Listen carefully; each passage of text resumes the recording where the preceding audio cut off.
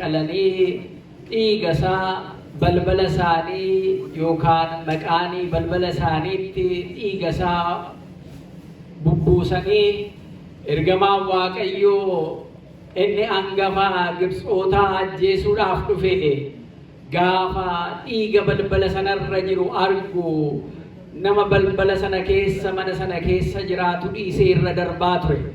Kan mallattoo dhiiga sanaa balbala isaarratti hin keewwanne garuu mana isaa keessaa hangafa isaatu jalaa du'aa ajjeefamaa ture. Inni kun akka gidduutti bara sana sabni Israa'el akka fayyuuf dhiiga tumaamessa kanaatiin iyyuu hangafa mana isaanii keessaa akka jalaan ajjeefamne ergamaan Waaqayyoo irra darbaa ture jechuudha. Kanaaf Faasikaan keenya Kiristoos immoo guyyaa jimaata kaleessatti sagadaa oollee ittiin kadhachaa oollee kiraalaayisoo ittiin jechaa oollee fannoo irratti dhiiga isaa dhangalaaseen aarsaa nuu ta'ee tumaamessi oolichi Faasikaan keenya Iyyasuus Kiristoos nu akka duuti nun tuqneef bakka keenya du'ee dhiiga isaatiin dhiiga keenya kan dhangaloofne nu eege galanni isaaf haa ta'u.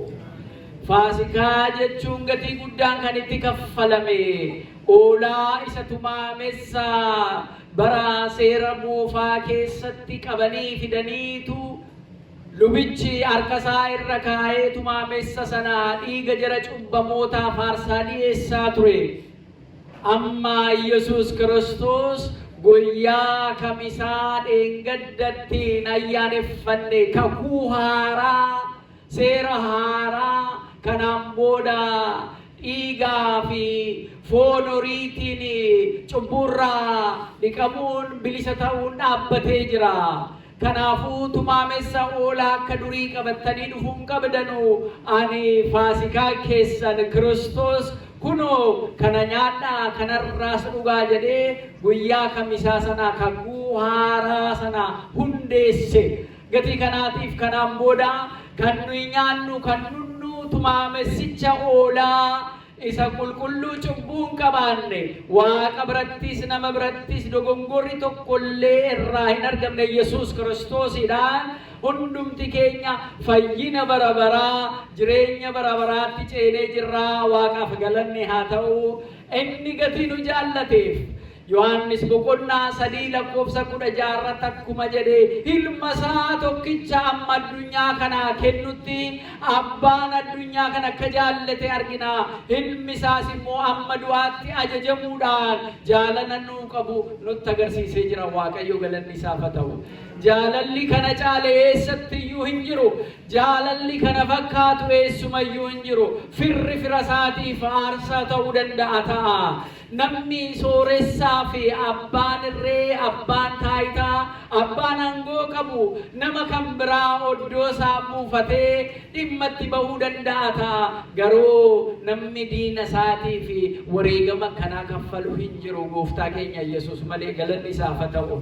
Kanaaf kanaan booda duuti isin hin argu jedhee guyyaa Faasikaa kana wareegamu Gooftaa keenya Iyyasuus Kiristoositiin hundumti keenya du'arraa fayyine. Kana gaafa arganu qulqulloonni maatii isaanii dhiisanii, kana gaafa arganu wareegamtoonni jaalala kanaan booji'amanii jaalala fannoo kanaatiin waan hundumaa dhiisanii isa duukaa bu'anii akkuma isinarraa hundumaa dhiistanii mana kanatti bakka kanatti isa waaqeffachuudhaaf galateeffachuudhaaf asitti argamtan.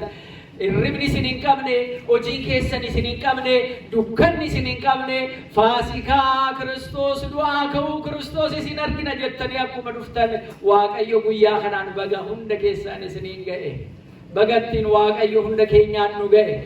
Egaa ayyaana Faasikaa Kiristoos du'aa ka'umsa Yesuus Kiristoos kanarraa waan baay'ee hubanna. Wanti dhugaa, wanti haqaa yoo owwaalame yeroo baay'ee yoo fudhatellee owwaala keessaa ba'uunsaa hin oolu. Dhugaan hin qallatti malee hin cittuu akka sabni keenya jedhu jechuudha. Yesuus Kiristoos dhugaasa ta'e kana Ayuudonni teessoo isaaniitiif, aangoo isaaniitiif beekamtii isaaniitii jedhanii isa balleessuudhaaf dhufani.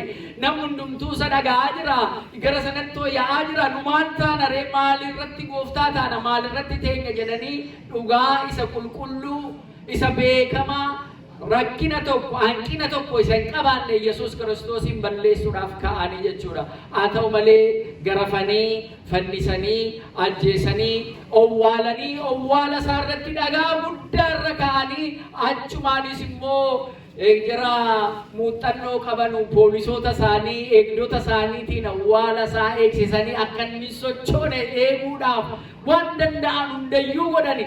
Garuu gooftaan keenya Yesuus Kiristoos akka nama rafiitirraa dammaqee ka'uu utuu dhagaan irraa kaasaa biyyoo kana irraa fonqolchaan jedheen Yesuus Kiristoos du'aa ka'eedha. Galanni Waaqayyoof haa ta'u, galanni isaaf haa ta'u. Yesuus Kiristoos du'aa ka'ee jira.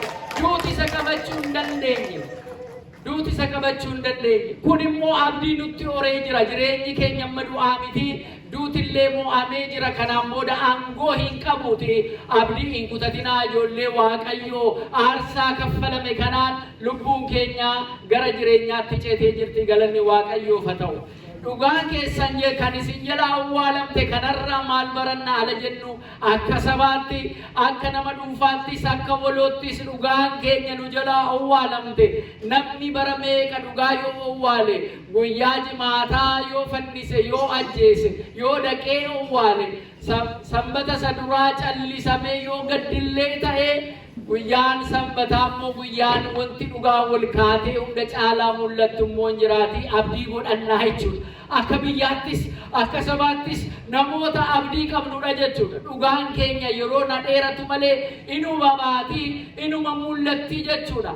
Kan dhugaan isaanii jalaa dhokatee maqaa itti xuraa'anii qaamni isaanii ittiin gidira adda addaa rakkina adda addaa ittiin arge baay'eetu jira sabni keenya jechuudha. Addunyaa kanarratti dhugaa barbaanna. Dhugaan mootummoota lafarra jiranurraa hin argamtu. Dhugaan Waaqa bira jirti. Gatii kanaatiif abdii akka hin kutanneedhaaf yeroo baay'ee waa'ee dhuunfaa keenyaas haa ta'u maqaala nu xureessan akka waloottis dhugaan keenya ala dhokattu maal yaa Waaqayyo ala jennu yeroo see eeggattee dhugaan hin kaati abdii godhadhaa. Waaqayyo galanni isaaf haa ta'u. Yoo amma barbaadame dhagaan itti darbatame lololli sobaa itti gaggeeffame dhugaan dhokattee naftu yeroo see eeggattee hin qallatti malee dhugaan hin cittu inuma baati jechuudha. Dhugaa gooftaa keenyaa dhugaa jireenyaa Yesuus Kiristoos har'a owwaala mo'atee wal ka'ee jira. Galanni isaaf haa ta'u. Yeroo faasikaa keenya kabajnu immoo ji'a lama guutuu tsooma keessa dabarsinee qurbaana keenya fudhannee faasikaa oolaa faasikaa tumaamessicha isa cubbuun qabaanne Yesuus Kiristoosidhaan tsooma keenya hiikkannee jirra. Galanni isaaf haa ta'u. Mana keenyatti immoo yegguu gallu jara waan qabaannee jara hiyyeessota waa bitachuu ayyaanni kun itti urga'aa waan nyaatan waan dhuganu jiran qabaanne yeroo kana yaadachuun baay'ee barbaachisaadha. Jara dhukkubsatanii mana keessa jiranu jara mana yaalaa jiranu gaafachuun baay'ee barbaachisaadha. Yeroo ayyaana kana kabajnu jara hidhamanii hidhaa keessa jiranu gaafachuun baay'ee barbaachisaadha. Maatiiwwan Waaqayyo waliin wal yaadannee Yesuus Kiristoos nuu jedhee ala qabamu jara kaanii isaa eegana barbaaddanii akkuma jedhee sana nuyis immoo jara kaaniin ilaalu namoota irratti nama beela irratti nama rakkatee jiru irratti qaama Yesuus Kiristoos isa fannifame kana irratti arguu qabna jechuudha. Jaraaf fannifamee jaraaf du'ee jira jennee gatii kanaatiif maatiiwwan Waaqayyoo ayyaanni waggaa kun ayyaana gammachuu Waaqayyo nuuf haa taasisu. Akkuma waggaa kanaan nu geemmoo Waaqayyo waggaa dhufuun akkanuma lakkoofsaatu nun hir'isin nu baay'isee akkanuma ittiin geenyee kan kabajnu Waaqayyo nu haa taasisu. Ayyaana Faasikaa ayyaana du'aa ka'uu Kiristoos kan bara 2025 kan bara kana Waaqayyo nagaadhaan hunda keenyaa baga ittiin nu ga'ee ayyaana isaarraa eebbasaa hunda keenyarraa ayyaana isaa Afuura qulqulluu isaa hunda keenyarra oolchee abulchuu Waaqayyo nu haa eebbisu.